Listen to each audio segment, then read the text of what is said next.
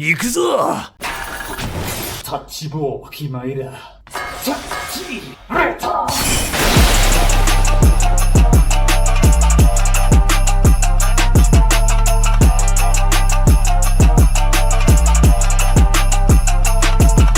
Alright, how's it going, everybody? Welcome back to Top Phase 2 guide coming right up. Make sure you guys check out our Phase 1 guide. It will be down in the description below. This is going to be following all the LPDU strats. So just so you know, this is the European data center strats. So make sure you guys join the Discord server. And we're going to be showcasing how to do Phase 2. A lot of people can get stuck here, especially during party synergy. So I will try to simplify this and explain it in such a way that is digestible. All right, so let's get to it. We're going to start with Group 2 East and Group 1 West. Group 1 is going to be hitting male. Group 2 is going to be hitting female. This is the basic foundation start. This is how it's going to go off. You're going to have the tanks both mitigating, just like so. There will be a tank buster. Essentially, what this debuff, by the way, means is if you have this debuff, you can no longer hit male. And if you have this debuff right here, it means you can no longer hit female. So you want to be next to the one that you want to receive the debuff. So in this example, let's say I'm M2, I want to hug female, I want to receive that debuff. Simple as that.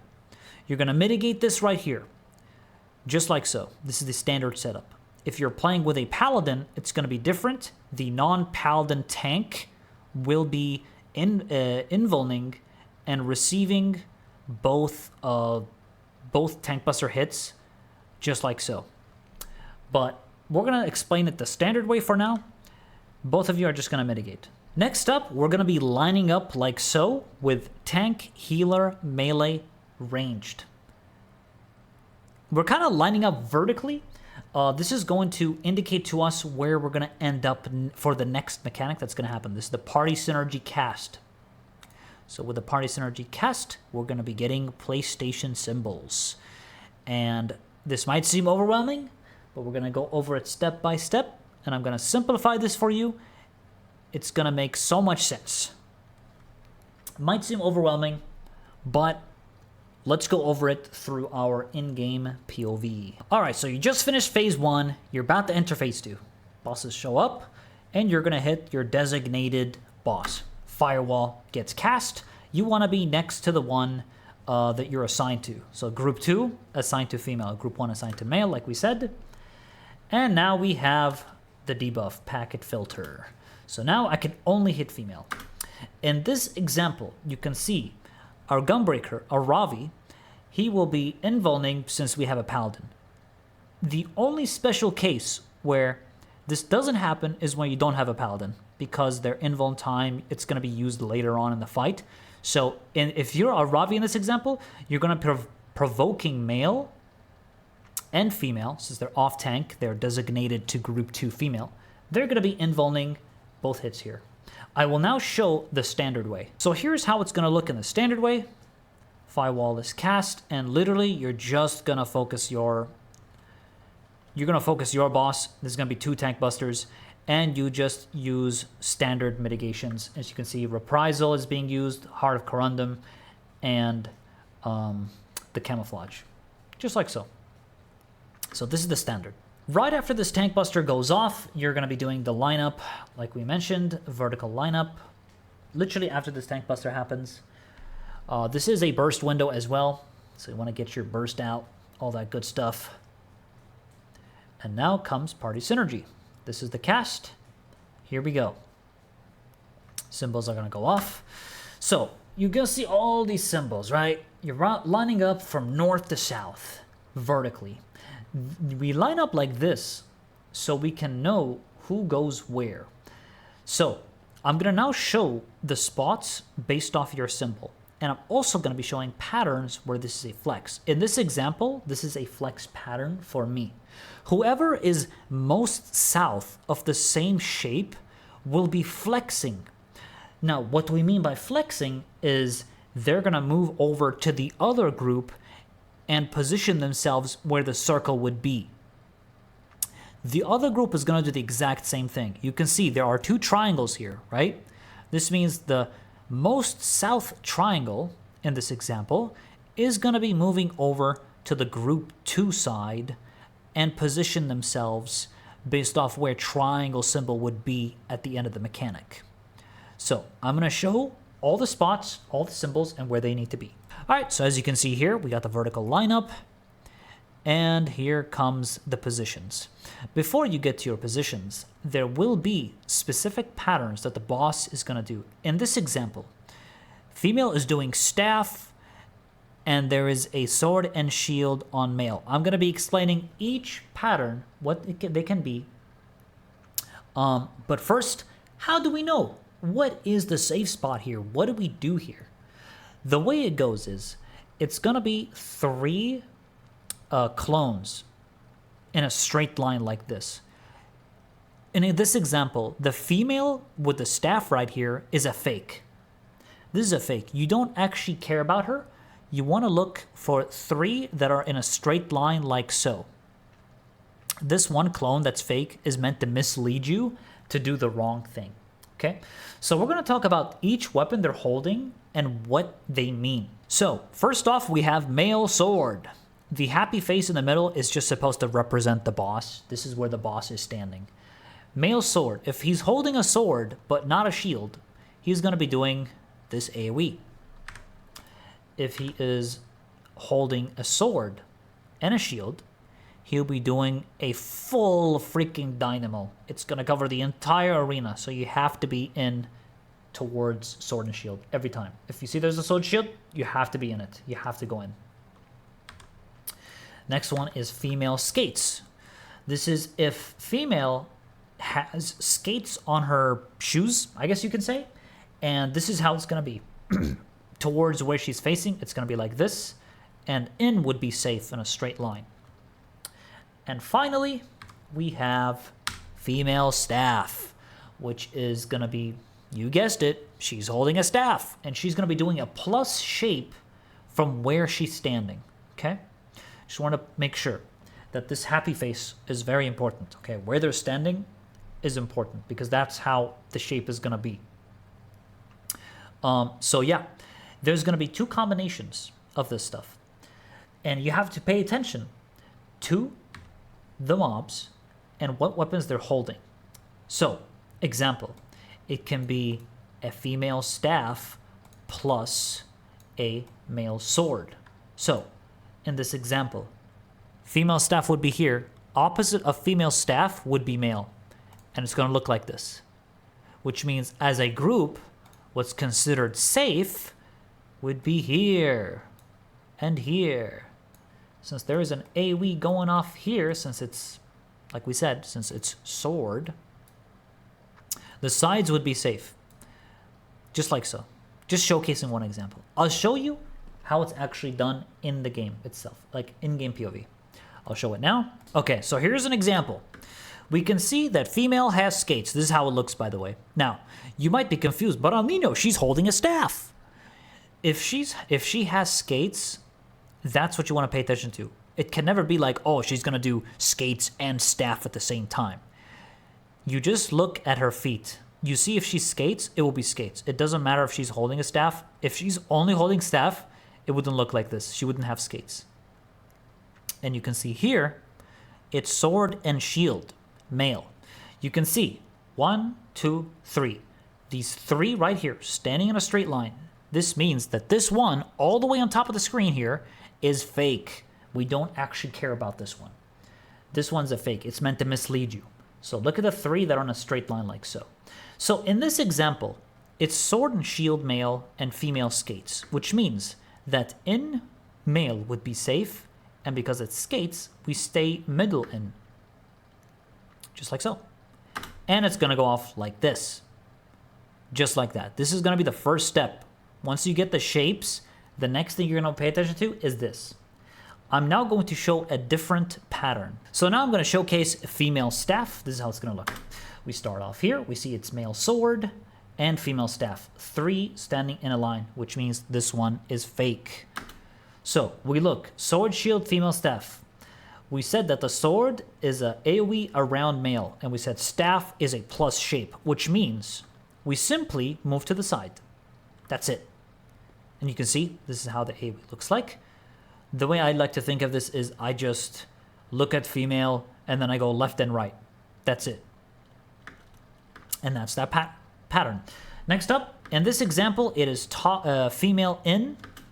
So if we see here, this is the standard. This is a pattern where you get male sword and female skates. It's 3 straight in a line. This means that this one right here is fake. She's holding a staff. You can see this is how the staff looks like, by the way. She has a staff, but no skates. So here we just go towards female because male is dangerous. He has a sword. Just like so. I'll show another pattern now. Now this one is the pattern that's going to be like more... this is what kills people, this pattern right here. And I'm going to show you exactly how to do it right every time. Okay? So, this pattern has male sword shield, female staff. This means that this staff is going to be cleaving male, but in is safe. So what do I do, Alninio? This is dangerous. Now, here's how you tell exactly the safe spot when you go in, okay? Look at this. Whatever male is, you see these markers right here? I always stand right of the marker. Just like so. If you're on the other side, you stand left of the marker. It's positioned in such a way that this will always be the case no matter where male sword shield spawns. These markers will always be useful. I always use them. And I'm safe here. See, if you look at the other group, if we see the other group here, you can see that they do the exact same thing. They stand left of the marker. It is much bigger than you think, man. Look, the staff, it's much bigger than you might think. The AoE is very big, but you have to stand on the side of male. So this might kill you a few times during prog, but just know markers are your best friend in this phase. Markers are your best friend. So there it is. And you're just going to stand like this. There you go. Those are the patterns. Now you know what each pattern does. And always remember to watch for the 3 of them lined up together. That's going to be super crucial. That's how you're going to know which one is the fake one. The staff one over there, that's the fake one. We don't care about that one. It's lying to us. Just like so. All right, now we're going to be explaining the shapes and where to position based off what shape you get. After you do all the dodges, we're going to look for the eye. The eye will be used as north, and from there, we're going to position ourselves, okay? In this example, we got far. So it could be far or near, which is also referred to as mid glitch, but I always call it near. But essentially, when you get this debuff, it means you need to be close to your other partner. If you're too far, it's going to be over. You got to be close as the eye goes off. And so this is the order. We're using the BPOG order. So blue, purple, orange, green. So X, square, circle, triangle. And in this example, when it's far, you want to do BPOG reverse. So if you see here, if it's far, group 2 will be the only group that actually has to do this. Group 1, they do standard BPOG all the time. But group 2, when it's far, they have to position like this differently. And you do have to be spread out like this. I will showcase the exact positions that you would stand in the arena to be safe between each other. And I'm gonna simplify this. So don't worry, this might seem overwhelming right now, but when I show the in-game POV, it's gonna make a lot of sense. But essentially, what I'm just trying to show you here is these are the positions for both near and far, depending on the debuff. So here we go. Party synergy starts, and we get the shapes. So in my head right now, I'm instantly thinking, obviously I'm right because I'm group 2, and I don't need to flex. Like we said, the most south shape of the same thing has to flex. In this example, the sage will be moving over to group 1, okay? I just stay group 2, so I'm always right of the eye. Looking at the eye, I'm always going east. So here's my thought process here. I immediately, in my head, I say right, circle, close. I pay attention to this debuff. This means close. This means I need to be close to my other ally when the eye goes off, otherwise we die. I'm just going to keep calling this close, by the way. I know it's called mid glitch, but just for simplicity's sake, I'm going to call it close or near. Also, you cannot be too near. If you get too near, you get this vuln stack right here when it goes off. So you have to be at medium range, okay? So, first we do this mechanic here of the patterns. And we know, in my head, I'm constantly repeating in my head during this part, right circle close, right circle close, right circle close, because the shapes are going to disappear. And you have to remember what you were. So, during this part, I find the eye. If you can see here, the eye is at the very top of the screen. This will be used as north. And next thing is I am circle. So I'm going to go right, circle, close, which means doing the BPOG lineup, X will be here, purple will be here, so blue, purple, and I am orange because I'm red, I'm circle, which means I stand right here, and we stand close because we have the close debuff. The exact position here is between these two markers. As you can see, beam goes off, AoEs go off, just like that, and that's why we need to be spread out. You can see, because I have near, I position between the markers. If you ever feel like you're getting lost with this, because it can happen, it can be very, very overwhelming, use the markers. The markers are your best friend here for literally all the mechanics pretty much. And this is how we position. This is if you're in the center. Between the markers, the other person is doing the same thing. Voila. I'm now going to show, I'm not going to go over the stacks right now. I'm just going to show you the exact position and steps first.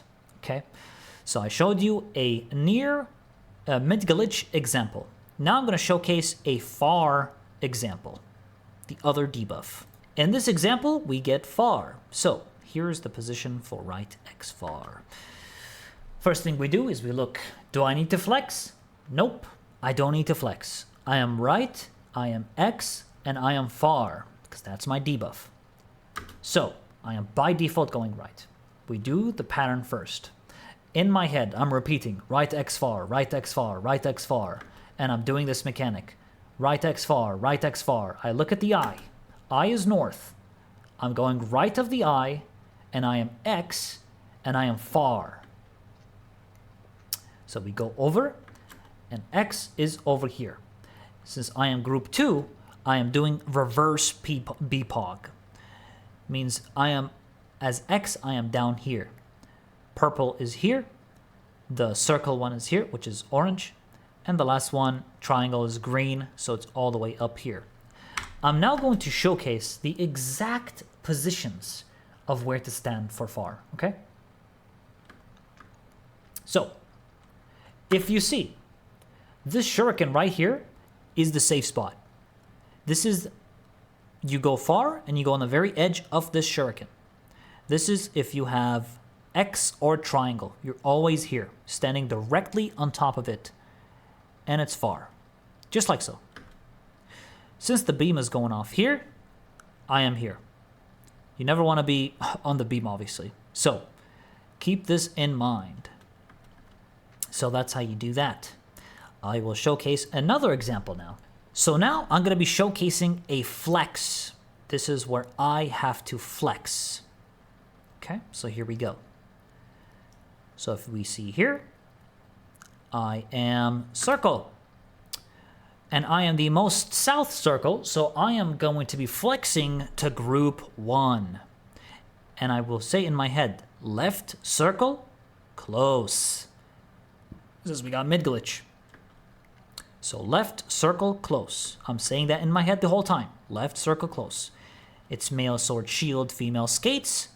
Straight line like this. Here is safe. I'm going left. Circle. Close. Between the markers.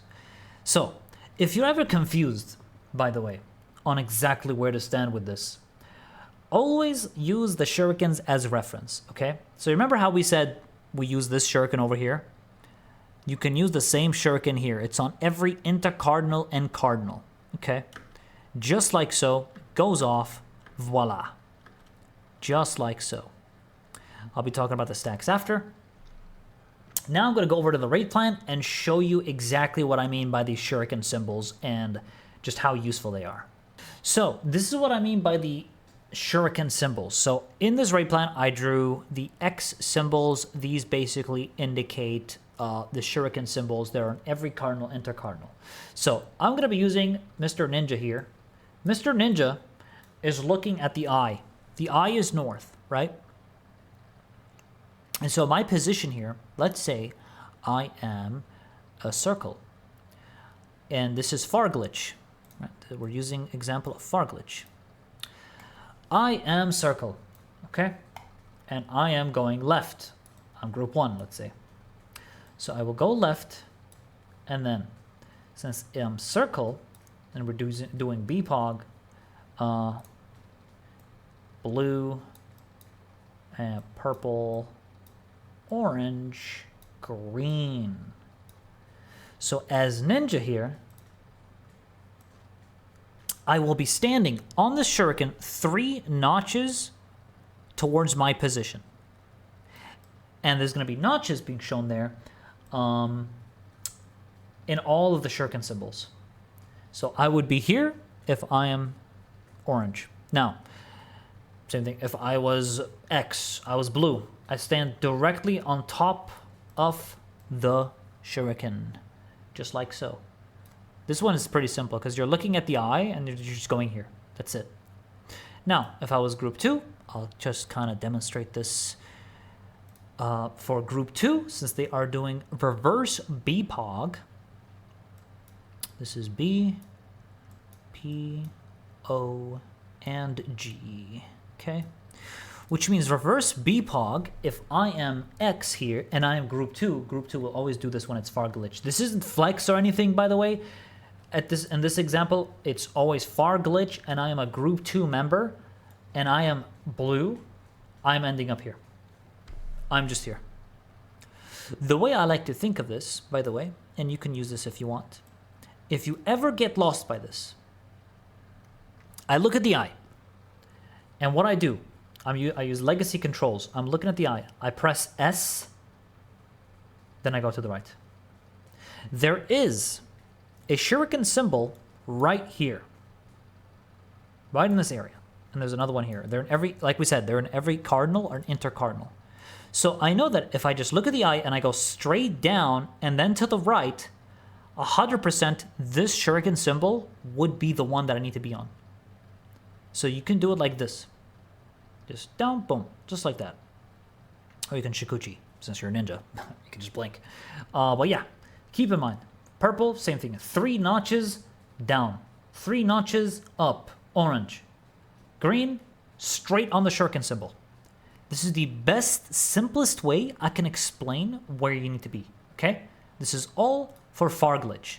And I also really need to mention here that if any point you are flexing, let's say I'm group 2, but I have to flex. I have to go west now. Since I am the most south of the same shape, you're moving left and you're gonna do BPOG like this, the standard way. You're not gonna do the group 2 way because now you're a group 1 member. You're flexing as a group 1 member. You're going to do BPOG just like so. Just like group 1 would do it. Okay? So that's for far glitch. Now I'm going to showcase near and how it's done. So this is where we get mid glitch. And essentially, mid glitch, these are the spots you want to go. If you have X or triangle, you want to be 2 notches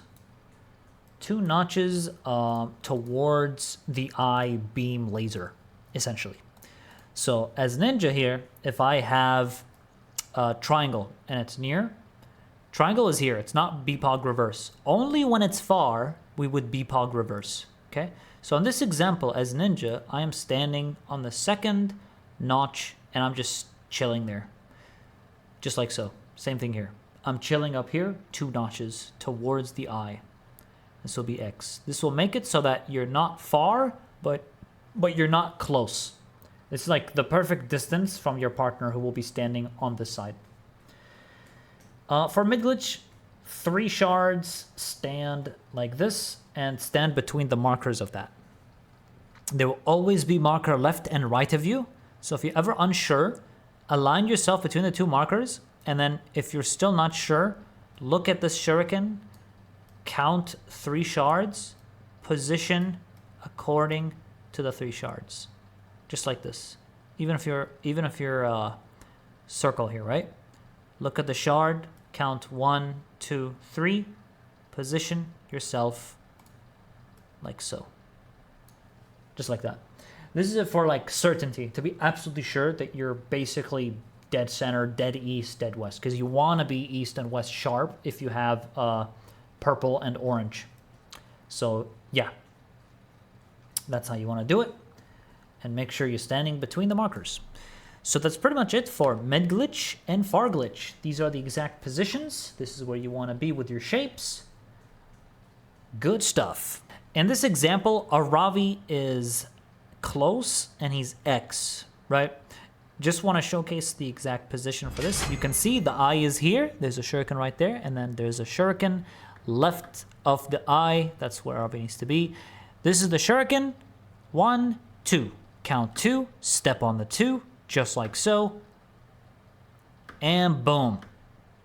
That's where you want to be with near. Just like so. That's how you do it. All right, next up, we'll talk about the stacks that come after. Now we're going to go over the stack marker that you saw after this. So in this example, this is a perfect POV because I get a double flex. It is possible to get a double flex. In this example, I have to flex to group 1, correct? So I am group 2 member. I have to flex to group 1. Right, I'm left circle close. Since I have to go to group 1 side, I would be left. But first, we do the mechanic. This is male in, since the female. I look at the eye, and I'm going left, aligning myself between the markers as left circle close. And after that, we have stack markers. What does this mean? So, essentially, if there are 2 stack markers on one side, the most south person would flex, meaning that they would get knocked back towards where group 1 normally would get knocked back. Now, I'm an original group 2 member that had to flex group 1. Now, I'm tethered to the most south stack. I have to pay attention to the person I'm tethered to because they have the same shape as me. I pay attention to him. I say, oh, okay, you have the most south stack. I am the most south person tethered to the most south stack, which means now I have to flex back to group 2. Normally, this wouldn't happen if I wasn't tethered to him. I would just continue doing group 1 stuff. But since the stack marker is here, I am now going to flex again towards group 2 side. And now I'm going to explain this next mechanic here. There's going to be 3 males. Excuse me. There's going to be 3 males standing next to each other like so. These will be used as north. So your job here is to find the 3 males. We will use these as north. And we're going to look at them. Next thing. You want to remember if you were far or near. In this example, we are near, right? Which means if we are near, group 1 will get knocked west. Group 2 will get knocked south. This is with near. If this was far, group 1 will still get knocked west, and group 2 will get knocked east because the tethers need to be stretched. We have to go far. In this example, it's near, so we're going to get knocked south. So, like so, we get knocked south, and because we need to stay near, we want to stand right behind this marker. There will always be a marker to stand behind here, no matter where you get knocked to. There's always a marker. We stand right behind this marker to maintain distance. We need to be near distance. Just like so. I'll show you guys the AoEs. Look at that. This would be the safe spot. Right there. Just like so. And then the AoEs go off. And that's how we do it. I'm going to showcase a far example of this. Okay, in this example, it's going to be far. So, first, we look at the stacks. Am I tethered to the most south stack? Nope, I'm not. Which means I'm going to continue doing my group 2 knockback. I will stay and continue doing group 2. In this example, I am tethered to the most north. Now remember, we're using the I as north. So that's why we refer to the warrior as the most north. Okay? You only care if you're tethered to the most south. That's when you decide to flex. Otherwise, you're going to do things as normal. So, I am still as a group 2 member. I look for the 3 males. I find the 3 males right there. And I will get knocked east. Since this is far, I'm going to get knocked east, and I'm going to stretch it all the way to the shuriken symbol. All the way to the edge. All the way. And it has to be stretched because it's far. AoEs go off just like so. And bam. Mechanic resolved. That is the entirety of party synergy. It's a game about knowing if you need to flex or not on multiple occasions. So you have to pay very, very good attention to that. And remember what symbol you were as you go to your positions. So that's how you do it. Now we'll explain the next mechanic. Right here, once you finish with all that, next up is Limitless Synergy. Basically how this works is there's going to be tethers coming out, right? The group is going to go south. We're going to stack like this. There's going to be main tank is responsible for taking the northern tether. Off tank is responsible for taking south tether. So if you are main tank, you're taking this one. If you're off tank, you're taking this one down here. And you're going to take it and you're going to run over to that side and face it clockwise. What happens is it's going to basically bait a large cleave away from the group. So you can see, tank grabs this, other tank grabs that, and they will face it clockwise. In the meantime, there's going to be basically a barred LB coming from male. You're simply going to dodge that around the boss hitbox. So keep this in mind, and keep in mind of where the tanks are facing their tethers. So in this example, we're just going to dodge towards the hitbox line. Don't be outside of the hitbox, be inside the hitbox as you're dodging. So if you can see here, I simply walk into the hitbox. I am safe. The baits are done. Tanks did their job. Next up, flares are stacked together in the center. Yes, believe it or not, you do. Historically, this is known as, oh, get away from everybody mechanic. Not on top. There's going to be some heavy mitigation going on here. At the same time as this happens, there's going to be a sword and shield male. And the tanks have to find out where that sword and shield male is. In this case, it was southwest. I'm now going to show a tank POV to better explain this. So here is the mechanic from the tank's POV. This is very important for tanks to know. So as you can see here, tethers are going out.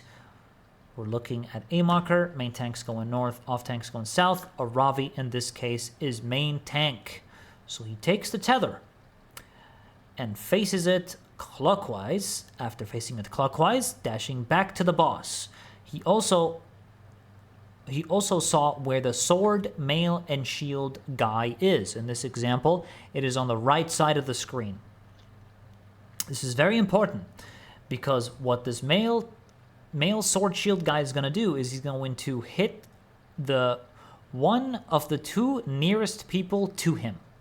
In this example, both tanks have to be stood around here because it's either going to hit a Ravi or it's going to hit minority in this example. So it's either going to hit the paladin or the warrior. Okay? So it chooses the warrior. If you get hit as a tank here, you will move opposite side of the male sword and shield guy because now the male sword shield guy is going to hit a stack marker on the nearest person to him. And that can't be you because you just took a hit. And if you take another hit, it's going to be pretty bad news. So what you do here is you get away from the male sword and shield. And if you can see here, the other tank moves in. The other tank that didn't get hit by the sword and shield right there, they're moving into the center of the group, and it's going to pick one random person in this group for the stack hit, because one of them is considered as the nearest person to male sword and shield guy. So just like that, he does the damage, the flares go off, and you survive. Next up is very, very straightforward. You're going to kill male sword and shield first. He's going to put like a shield. He's like protecting female right now. At this part in the fight, by the way, just so everybody knows, when Limitless Synergy casts, there's a brief time where you can hit both targets. But in this part, you absolutely cannot hit female. No one can hit female. Not even the people that had the debuff to damage her only. No one can hit female. You have to kill male first because he's protecting his queen, right? He's protecting his queen. You have to kill the king to kill the queen. And she's casting Laser Shower. Laser Shower is basically the final enrage. Like, this is going to kill you if she finishes the cast. So at this point, you want to kill female before this cast ends and just unleash the damage. But yeah, it's a very, very, very long cast. You have plenty of time to get rid of this. Even if you feel like, oh man, it's going to be Monka S, you got this. Look how fast this boss is dropping. And the cast bar is extremely slow. And at this point, boss is dead. And with that, that's phase 2. That's phase 2. Phase 2 is over. Whispers falling silently drift on the wind. And that about wraps up phase 2, ladies and gentlemen. Thank you all so much for watching. Make sure, once again, join LPDU if you want to get in on the Ultimate's life on Light Data Center. Join in, be part of the community. Really good folks, man. I met a lot of good folks. I PF with a lot of good folks there. And I hope to meet you in Party Finder as well. So make sure you guys join LPDU. And phase 3 will be coming up next. So please look forward to that. Best of luck in top. Best of luck in your prog. This is definitely one of the fights of all time, okay? It's one of the fights of all time, and I absolutely love it personally. But yeah, appreciate you guys. Take care of yourselves. And remember that nothing is true and everything is permitted. Much love and take care.